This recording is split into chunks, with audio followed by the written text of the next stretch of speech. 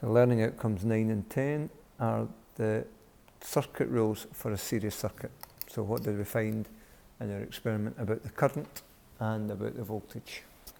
So in a series circuit, what you should have found was that the current is basically the same. There can be slight inaccuracies when you take the measurements, but it's basically the same value.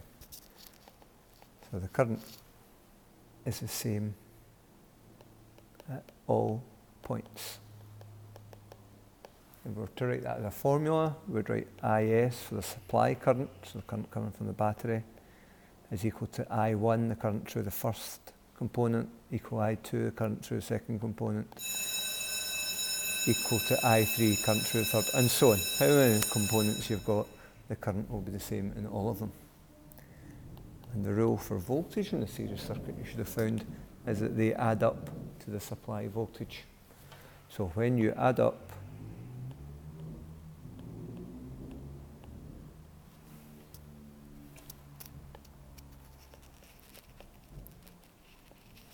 the voltages across the components,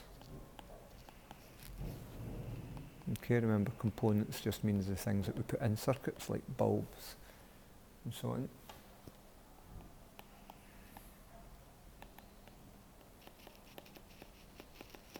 In a series circuit, what you get is a supply voltage.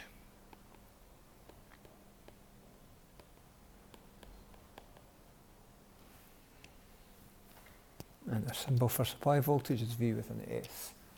So in formula terms, that's Vs is equal to V1 plus V2 if you only had two components, plus V3 if you had three, plus V4 if you had four, and so on.